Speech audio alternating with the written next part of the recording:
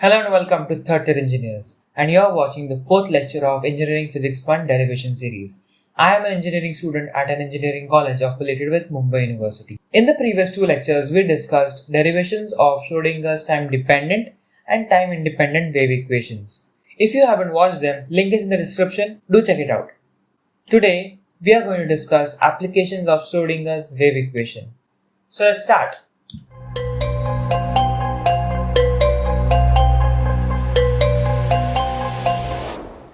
Applications of Schrödinger's wave equation.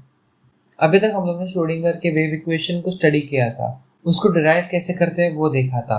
And अभी इतना सब कुछ पढ़ लिया है तो थोड़ा और पढ़ लेते हैं, इसके एप्लीकेशंस क्या है वो देख लेते हैं। श्रोडिंगर के वेव इक्वेशन से हमें क्या पता चलता है, एक पार्टिकल की एनर्जी हम लोग फाइंड कर सकते हैं या उसका मोमेंटम और पोजिशन हम लोग देख सकते हैं।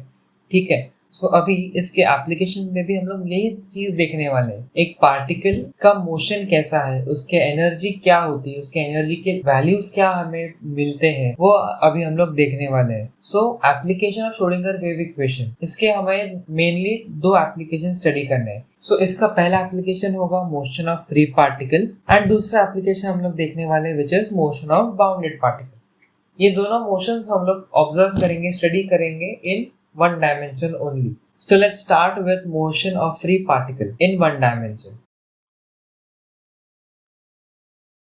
Motion of free particle in one dimension. सबसे पहले तो हम लोग एक काम करते हैं, एक पार्टिकल अज्यूम करते हैं which is free particle. अभी फ्री पार्टिकल के बारे में मैंने क्या बोला था, फ्री पार्टिकल ऐसा पार्टिकल है जिसमें नो इंटरैक्शन है, no external force and no potential. So इस फ्री पार्टिकल की एनर्जी हम लोग अगर फाइंड करेंगे तो क्या कहेंगे, total energy is equal to kinetic energy plus potential energy. Potential energy तो जीरो है, हमें ये पता है, एंड काइनेटिक एनर्जी क्या होती है किसी भी पार्टिकल की, half mv²। So half mv² plus zero. अभी अगर इस हाफ mv² को अगर हम लोग ऊपर और नीचे मास से मल्टीप्लाई कर देंगे तो हमें energy is equal to p² upon 2m ऐसा एक्सप्रेशन मिलेगा, right. p is momentum, that is mass into velocity. ठीक है, सो अभी मोशन ऑफ फ्री पार्टिकल में हम लोग सारी चीजें वन डायमेंशन में ऑब्जर्व करेंगे एंड इस केस में we are going to deal with a stationary state problem. Stationary state मतलब क्या, एक ऐसा सिस्टम जिसमें energy of that free particle is not changing with time. Energy time की वजह से चेंज नहीं होने वाली है। सो इन अदर वर्ड्स अगर हमें बोलना है तो हम ये भी कह सकते हैं कि ये जो सिस्टम है वो टाइम के ऊपर डिपेंडेंट नहीं है। So it is time independent system. So अगर टाइम इंडिपेंडेंट सिस्टम है तो हमें टाइम इंडिपेंडेंट सिस्टम के बारे में क्या क्या पता है, हमारे पास श्रोडिंगर्स वेव इक्वेशन है फॉर टाइम इंडिपेंडेंट सिस्टम। तो क्या था Schrödinger's wave equation for time independent system, it was ∂2 xi by ∂x² plus 8 pi² m upon h² into e minus u xi is equal to 0। अभी हम लोग free particle के बारे में बात कर रहे हैं। सो इसमें ये जो u का टर्म है, इस u के टर्म में हमें जीरो पुट करना होगा, राइट, बिकॉज पोटेंशियल एनर्जी तो एग्जिस्ट नहीं करता है। सो हमें इक्वेशन क्या मिलेगा, ∂2 xi by ∂x² plus 8 pi² m upon h² e xi is equal to 0।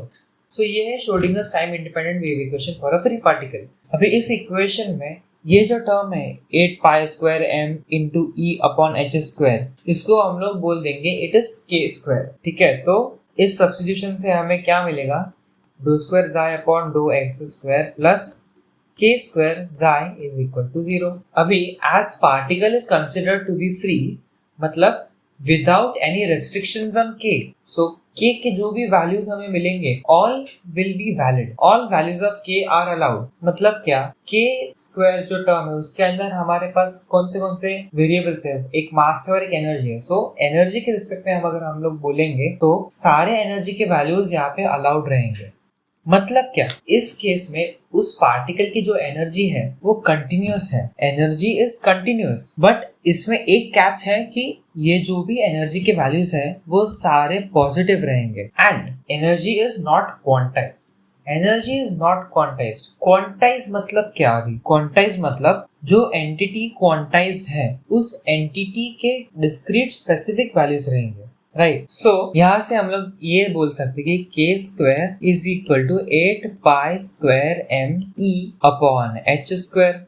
Therefore, अभी k square is equal to, अभी हमें ये h को रिमूव करना है, इस h को हमें हटाना है, इसके बदले हमें h क्रॉस डालना है। तो h cross is equal to h upon 2 pi, ये तो हमें पता है। तो सिमिलर से एक्सप्रेशन हमें यहाँ पे जनरेट करना है सो दैट हम लोग h क्रॉस को यहाँ पे डाल सकते हैं। तो क्या करेंगे, 4 pi square upon h square into 2me ऐसे लिख देते हैं, ठीक है। तो ये जो टर्म है इसको हम लोग क्या बोल सकते हैं, सिंपली h क्रॉस का square. k square is equal to 2me upon h cross square. तो यहाँ से हमें एनर्जी का वैल्यू क्या मिलेगा, therefore energy is equal to k h cross whole square upon 2me।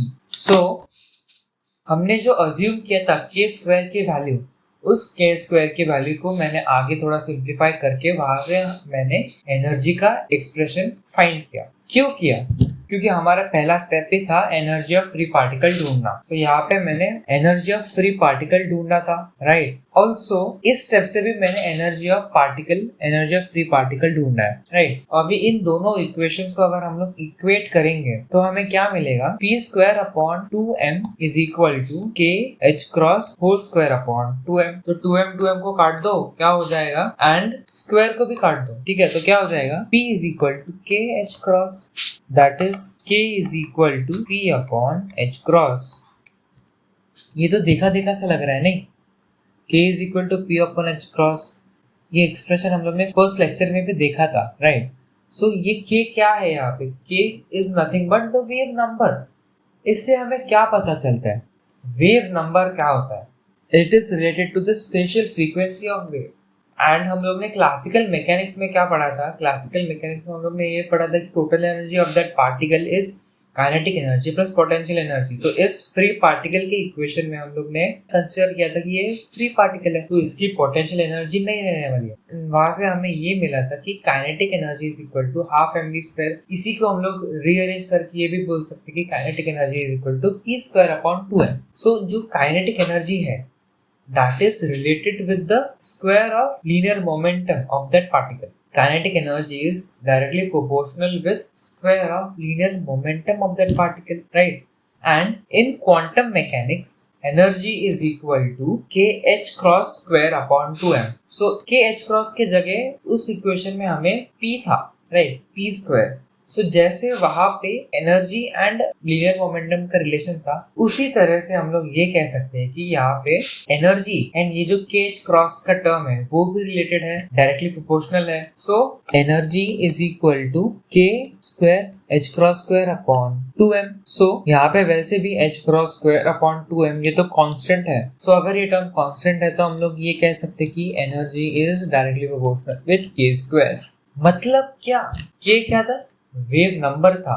सो जो भी फ्री पार्टिकल है, motion of that free particle से हमें क्या पता चला कि उस फ्री पार्टिकल की energy is directly proportional to the wave number का square. And that was all about motion of free particle in one dimension. So अगर एग्जाम में क्वेश्चन आया तो क्वेश्चन कैसे आएगा, explain the motion of free particle in one dimension, या फिर ऐसे बोल सकते कि you have to show that energy of free particle in one dimension is directly proportional to the square of its wave number।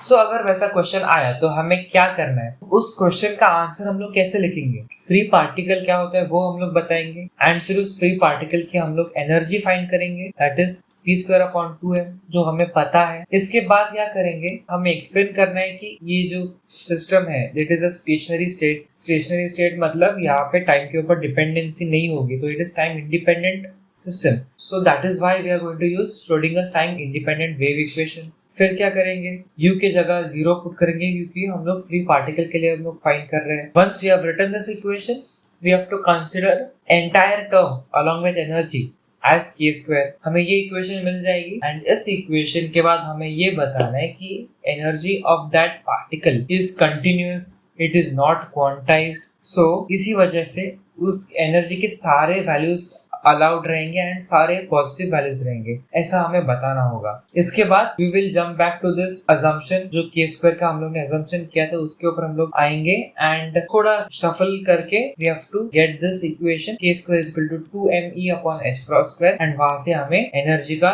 Expression generate करना है। And इसके बाद ये एनर्जी का इक्वेशन एंड जो ऊपर एनर्जी का इक्वेशन मिला था E is equal to p square upon 2m, इसको हमें इक्वेट करके K is equal to P upon h cross, ये इक्वेशन हमें जनरेट करना है। एंड हमें एक्सप्लेन करना पड़ेगा कि क्लासिकल मैकेनिक्स में कैसे kinetic energy is directly proportional to square of potential energy. फिर उसी का रिलेवेंस लेके हम क्वांटम मैकेनिक्स में कह सकते हैं कि जो energy of that free particle है that is proportional to kh whole square. फिर हमें बताना पड़ेगा कि k क्या है। k is the wave number, wave number की डेफिनेशन लिखेंगे इन क्वांटम मैकेनिक्स की wave number is the measure of how rapidly wave oscillates in space. And फिर h cross square upon 2m, इसको हमें कांस्टेंट पकड़ के we will be able to get this relation that is E is directly proportional to k square.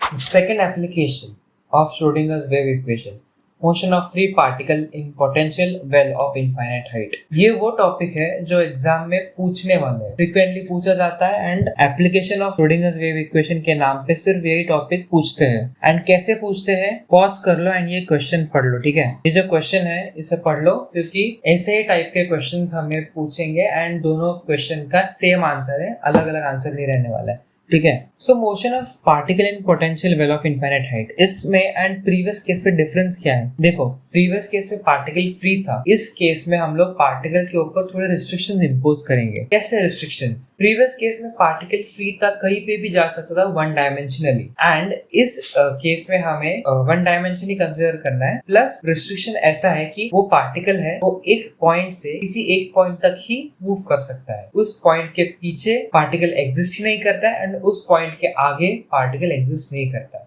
ठीक है। So answer की शुरुआत हम ये डायग्राम ड्रॉ करके करेंगे, ठीक है। सो ये जो डायग्राम है वो एक पोटेंशियल वेल की डायग्राम है। तो this is the diagram of potential well of infinite height. Infinite height क्योंकि इसकी जो हाइट है वो इनफाइनाइटली इंक्रीज करते जा रही है, हाइट टेंड्स टू इंफिनिटी। अभी इसके ऊपर रिस्ट्रिक्शन क्या लगाई थी, वो पार्टिकल किसी एक पॉइंट से किसी दूसरे पॉइंट तक ही मूव कर रहा है। So restriction is particle moves from x is equal to 0 to x is equal to a। तो ये particle along x axis move कर रहा है and x is equal to 0 के पहले इस एरिया में एंड इस एरिया में x is equal to a के बाद पार्टिकल एग्जिस्ट नहीं करता है एंड उस पार्टिकल की एनर्जी इस एरिया में v is equal to infinity and inside the potential well energy of that particle is v is equal to 0। ऐसे कुछ restrictions इस केस में impose करेंगे उस free particle के ऊपर। So इस डायग्राम का explanation एक बार पढ़ के बता दो। Suppose एक particle है of mass m, it is free to move in x direction only in the region from x is equal to 0 to x is equal to a। outside the region potential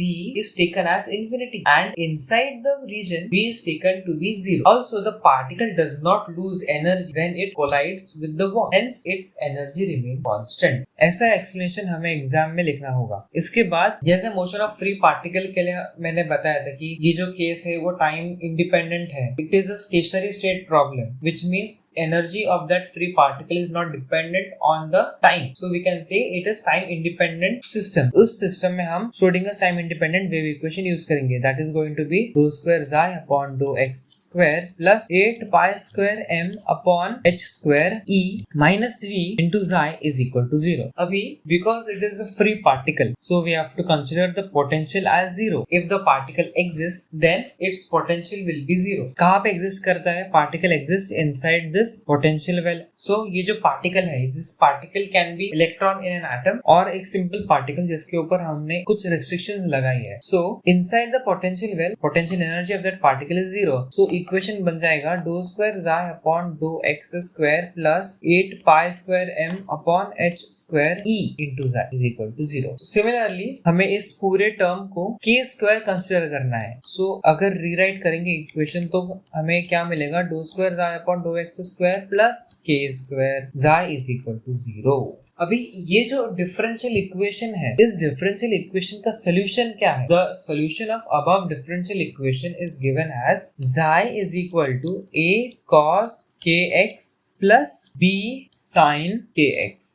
अभी ये कहाँ से आया, ये solution हमें कैसे मिला? दो ऑप्शन दे रहा हूँ, सिंपली याद रखो और अगर तुमने EM2 में डिफरेंशियल इक्वेशन अगर पढ़ा है, then you know how to solve this differential equation, कैसे सॉल्व करते हैं ये हमने वहां पे पढ़ा है। सो एक बार देख लो कि इस डिफरेंशियल इक्वेशन का सोल्यूशन हमने कैसे फाइंड किया, एक बार देख लो। एंड जिनको याद ही करना है you can skip this part, and description में टाइम स्टैम्प्स है, सो उस हिसाब से स्किप कर दो ये पार्ट।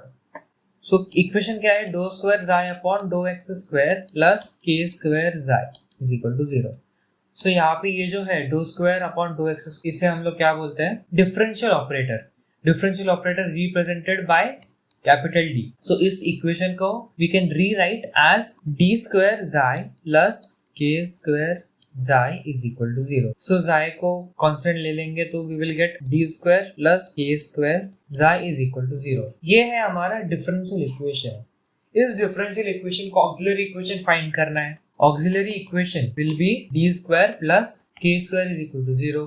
अब इस ऑक्सिलरी इक्वेशन को हम लोग क्या करते हैं, as a quadratic equation assume करके इस इक्वेशन के रूट्स फाइंड करेंगे। सो इसके roots will be plus i k and minus आई के। तो इसके कॉम्प्लेक्स रूट्स मिले हैं, complex roots of the form alpha plus i beta, जिसमें alpha is equal to 0, beta is equal to k. So we have obtained two roots. इसके बाद क्या करते थे, हमें पता है कि किसी भी डिफरेंशियल इक्वेशन के solution is made up of two component, complementary function and particular function. So let us find the complementary function first. yc that is complementary function is equal to e raised to alpha x a cos beta x plus b sin beta x। ये formula था complementary function का। So simply put कर दो alpha and beta की values, so we will get complementary function as a cos kx plus b sin kx, right. Alpha की जगह 0 कर देंगे तो e raised to 0 will be 1 and beta की जगह k पुट करना है। So this is our complementary function. अभी पर्टिकुलर फंक्शन फाइंड करना है, that is yp। yp is equal to 0 कैसे, ये जो डिफरेंशियल इक्वेशन था, differential equation was do square psi upon do x square plus k square जाई is equal to 0, which is of the type f of dy is equal to x, right. And यहाँ पे जो x है उसकी value क्या है, 0। सो ये type 1 का इक्वेशन है, एंड टाइप 1 के इक्वेशन में पर्टिकुलर फंक्शन एग्जिस्ट नहीं करता है। So the solution of this differential equation will be xi is equal to a cos kx plus b sin kx। अभी भी अगर कुछ समझा नहीं या फिर याद नहीं आया तो याद ही कर लो, सीधा रट लो इसको, और कोई ऑप्शन नहीं है। बिकॉज अगर तुम्हें याद नहीं आया एग्जाम में, देन इसके आगे कुछ नहीं कर पाओगे, डेरिवेशन यहीं पे छोड़ के जाना पड़ेगा। अभी इसके बाद क्या करेंगे, हमें जाई की वैल्यू यहाँ से मिल गई। अभी जाई की वैल्यू में हमें दो केसेस सब्स्टिट्यूट करके जाई के दो वैल्यूज फाइंड करने हैं। नेक्स्ट स्टेप क्या होना चाहिए, ये जो जाई का इक्वेशन हमें मिला था, इसमें हमें पार्टिकल जहां से स्टार्ट हुआ उसका एक केस बना के जाई की वैल्यू फाइंड करेंगे, एंड पार्टिकल जहाँ पे एंड हो गया, पार्टिकल का मूवमेंट जहाँ पे एंड हो गया उसकी इक्वेशन में फाइंड करनी है। सो हमें जाई की वैल्यू फाइंड करनी है जहाँ पे पार्टिकल स्टार्ट हुआ, एंड जाई की वैल्यू जहाँ पे पार्टिकल जाके रुक जाता है या फिर जिसके आगे पार्टिकल जा नहीं सकता। हमें दो केसेस बनाने हैं। एक केस में we will consider x is equal to 0, मतलब जिसके पीछे पार्टिकल एग्जिस्ट नहीं करता है, एंड दूसरा केस जिसके आगे पार्टिकल एग्जिस्ट नहीं करता। सो ऐसे दो केसेस हमें इस इक्वेशन में सब्स्टिट्यूट करने हैं, and we have to solve. So when x is equal to 0 at xi is equal to 0, क्या हो जाएगा, 0 is equal to a cos 0 plus b sin 0। sin 0 तो 0 होता है, सो यहाँ से हमें a की वैल्यू मिल जाएगी। 0 is equal to a into 1, so a is equal to 0. Next हमें क्या करना है, when x is equal to a at xi is equal to 0, क्या बन जाएगा, 0 is equal to a cos ka plus b sin ka। Therefore अभी a की value 0 है, ये हमने पहले ऊपर फाइंड किया था, so पुट कर दो यहाँ पे 0 is equal to 0 plus b sin ka। Therefore b sin ka is equal to 0। Therefore sin ka is equal to 0, b को यहाँ पे शिफ्ट कर दिया तो 0 से डिवाइड हो गया। सो sin ka is equal to 0। अभी sin 0 कब होता है, when theta or the angle is equal to 0। But general solution of this equation क्या होगा, sin of any pi is equal to 0, ये हमने पढ़ा था, right. sin of n pi is equal to 0, so where n is equal to 0 1 2 3 and so on। so यहाँ से हम ये लिख सकते हैं कि ka is equal to n pi. Sin of k is equal to 0 when ka is equal to n pi. मतलब sin of n pi is equal to 0. So इन दोनों इक्वेशन से हम ये लिख सकते हैं ना कि k is equal to n pi.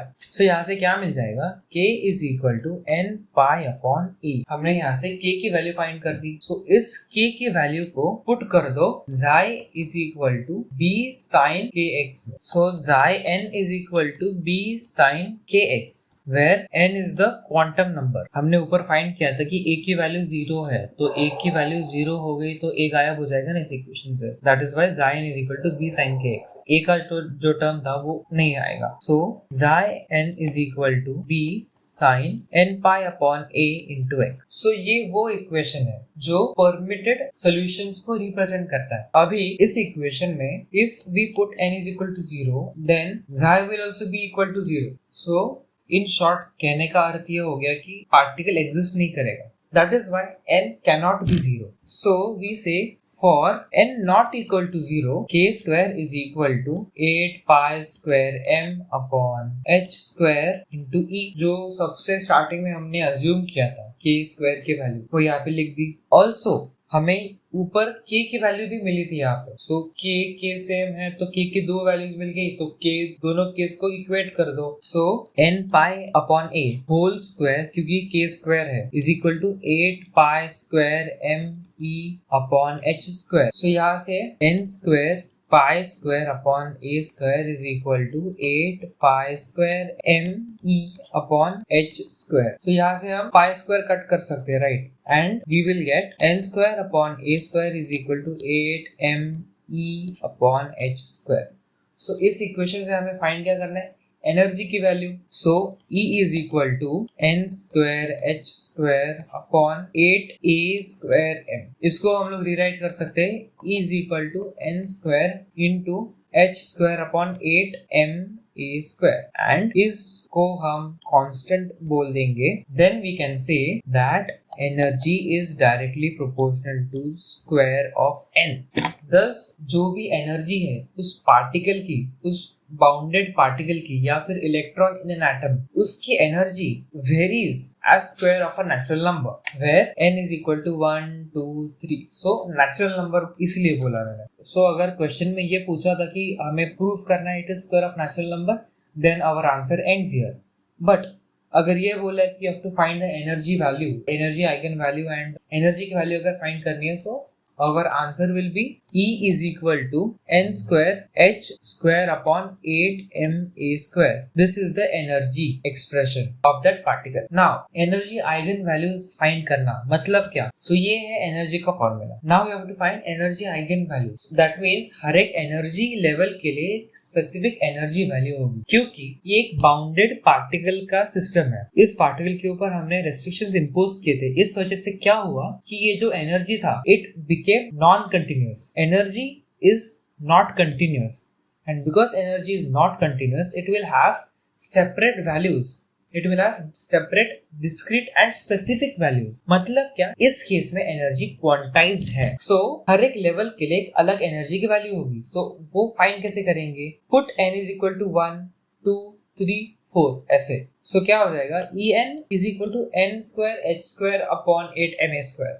So अगर n is equal to 1 put किया तो क्या होगा, 1 square h square upon 8 ma square हो जाएगा. That is nothing but E1 is equal to h square upon 8 ma square. So this is the energy value for the first level, and if we put n is equal to 2, then we will get the energy value of the second level. So E2 is equal to 2 square क्या हो जाएगा, 4 ऊपर और नीचे 8 तो divide हो गया, क्या हो जाएगा, half. So h square upon 2ma square. This is the energy for second level. That is the second energy eigen value. E3 similarly क्या हो जाएगा, 3 square क्या हो जाएगा, 9h square upon 8ma square. This is the third energy eigen value, and fourth energy eigen value will be E4 is equal to 4 का square 16, ऊपर 16 नीचे 8 1 जा 8 2 जा. So 2h square upon ma square. This will be the energy eigen value for the fourth level. So इस प्रकार से हमने energy eigen values find किए. So let us have a quick recap of this process. Motion of free particle in potential level of infinite height अगर बोला तो क्या करेंगे, पहले तो ये डायग्राम बनाएंगे एंड ये थोड़ा लंबा चौड़ा एक्सप्लेनेशन लिखना पड़ेगा। ये एक्सप्लेनेशन लिखने के बाद क्या करेंगे, ये बोलेंगे कि ये टाइम इंडिपेंडेंट सिस्टम है because it is a stationary state problem, तो it is a time independent system, so we will be using time independent wave equation given by Schrodinger. And इसमें v is equal to 0 put करेंगे। क्यों करेंगे, क्योंकि अपना condition ही ऐसा है कि for particle to exist v is equal to 0, so we will get this equation. And इसके बाद जैसे पहले किया था k स्क्वायर अज्यूम करेंगे, then we will get this equation. And इसके बाद हमें याद करके जाना है कि xi is equal to a cos kx plus b sin kx is the solution of this equation. अगर EM2 पढ़ चुके हो then you can solve this equation mathematically. Auxiliary equation find करो, फिर उस ऑक्सिलरी इक्वेशन के रूट्स फाइंड करो, फिर फॉर्मूला लगाओ, ये वाला टाइप 1 का फॉर्मूला फॉर कॉम्प्लीमेंट्री फंक्शन, उसमें अल्फा एंड बीटा का वैल्यू सब्स्टिट्यूट करके will get the complementary function and अपना पर्टिकुलर फंक्शन 0 हो जाता है। So that is how we get the solution of the differential equation xi is equal to a cos kx plus b sin kx। अभी इसके आगे क्या करेंगे, particle जब x is equal to 0 position पर है एंड पार्टिकल जब x is equal to a position पर है, considering xi is equal to 0, ये केस हमें सब्स्टिट्यूट करना है xi की इक्वेशन में। सो इससे हमें a की वैल्यू मिल जाएगी, that is a is equal to 0 and when x is equal to a at xi is equal to 0 put करेंगे इक्वेशन में, then we will get the equation b sin ka is equal to 0 and जहां से हमें ka की value मिलेगी that is n pi, वहां से हमें k की वैल्यू फाइंड करनी है। एंड ये केस लिखना पड़ेगा जस्ट फॉर एक्सप्लेनिंग कि y n is not equal to 0, कि xi n is equal to b sin kx, this is going to be the final solution for the permitted values. This equation represents the permitted values and a is equal to 0 हमने find किया था, तो that is why a यहाँ पे नहीं दिखना चाहिए। And इस इक्वेशन में if we put n is equal to 0 then xi will be equal to 0, that means वो पार्टिकल एग्जिस्ट नहीं करेगा वहां पे। So that is why we are saying n should not be equal to 0 and for n is not equal to 0, जो k square हमने assume किया था वो हमें फिर से लिखना है यहाँ पे, एंड जो k की वैल्यू ऊपर फाइंड की थी इसको इक्वेट कर दो नीचे इस इक्वेशन के साथ, इस वैल्यू के साथ, सो स्क्वायर कर देंगे and we will have to solve this equation further to find the energy value. इसको फिर कांस्टेंट ट्रीट करके we can prove that it is proportional to the square of natural numbers. And अगर हमें एनर्जी की values find करने बोला है then we have to say that this is the energy